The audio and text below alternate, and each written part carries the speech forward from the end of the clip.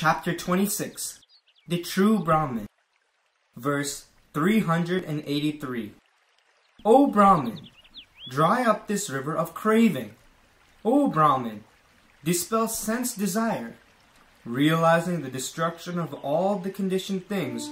O Brahmin, become ungrateful to the 5 groups of clinging. Verse 384. When the Brahmin has reached the full culmination of calm and insight meditations, all bonds come to their end. Realizing this truth, he becomes liberated. Verse 385. He for whom there is neither this shore called internal sense bases, nor the other shore called the external sense bases, nor both shores, and he who is released from defilements and free of distress, him do I call a true Brahmin.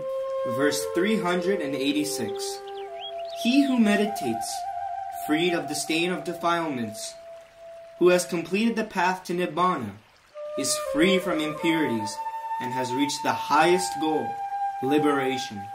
Him do I call a true Brahmin. Verse 387. The sun shines by day, the moon glows at night. The warrior king shines in armor. A true Brahmin shines in meditation. But all day and all night, the Buddha shines in splendor. Verse 388. Because he has discarded evil, he is called a Brahmin. Because he is engaged in Dhamma and pure conduct, he is called a monk. And because he drives out his defilements, this person is called a monk. Verse 389. One should not strike the liberated one, the true Brahmin. He does not show anger, which no longer exists in him. Shame on the person who hits the true Brahmin, and a greater shame on the person who shows anger. Verse 390. The quality of patience in a Brahmin is not an insignificant quality. The hateful person enjoys hating. The liberated Brahmin turns his mind away from thoughts of harming.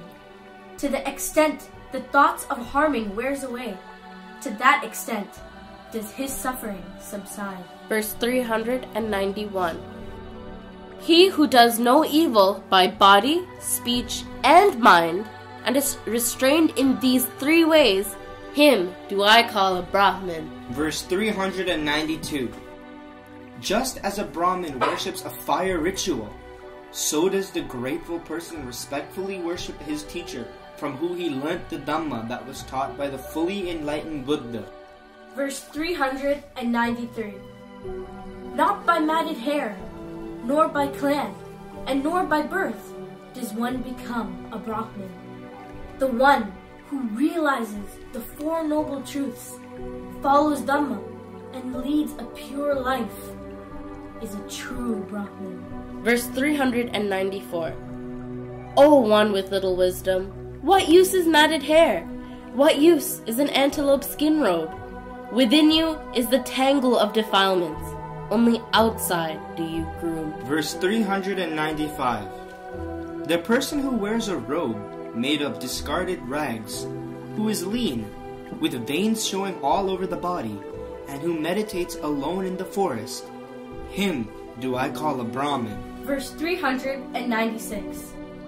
I do not call him a Brahmin, because he was merely conceived into a Brahmin mother's womb, and was born from that Brahmin mother.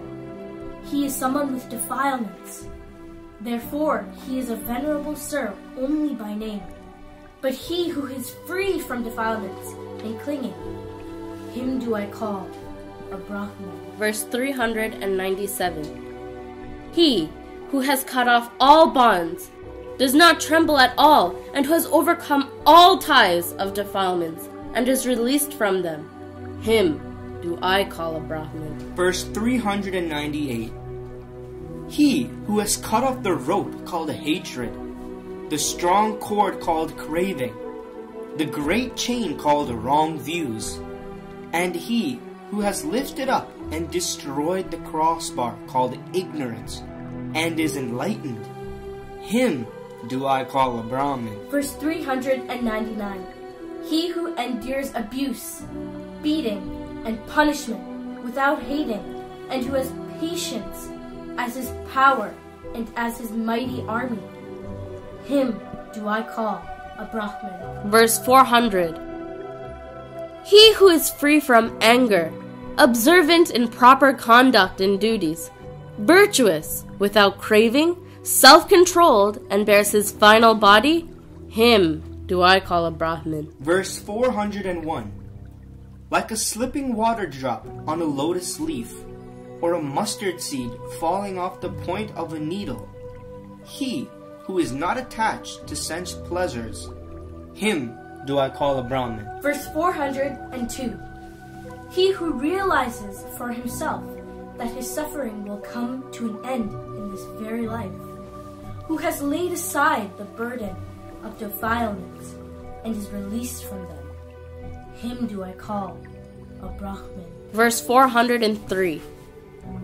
He who has profound wisdom, who is extremely wise, skilled in distinguishing the right path and wrong path, and has reached the highest goal, liberation, him do I call a Brahmin. Verse 404. He who does not mingle with householders, monks and nuns, and is without craving, and is with few wishes, him do I call a Brahmin. Verse 405.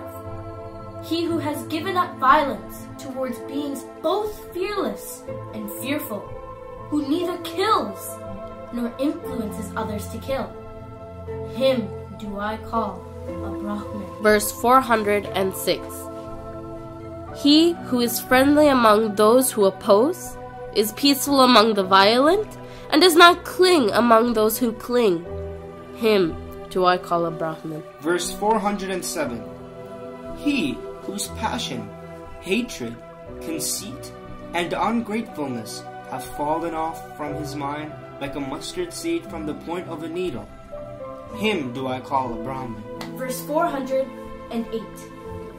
He who speaks gentle, beneficial, sweet, and truthful words, who never makes others angry, him do I call a Brahmin. Verse 409. He who in this world does not steal anything, be it long or short, large or small, beautiful or not, him do I call a Brahmin. Verse 410. He who has no desire for this world or the next, and who is desire-free and has been released from defilements, him do I call a Brahmin. Verse 411. He who has no craving, who through perfect realization is free from doubts, and has plunged into the deathless Nibbana, him do I call a Brahmin. Verse 412. He who has transcended ties of both merit and demerit here in this life, and is sorrowless, stainless, and pure, him do I call a Brahmin. Verse 413.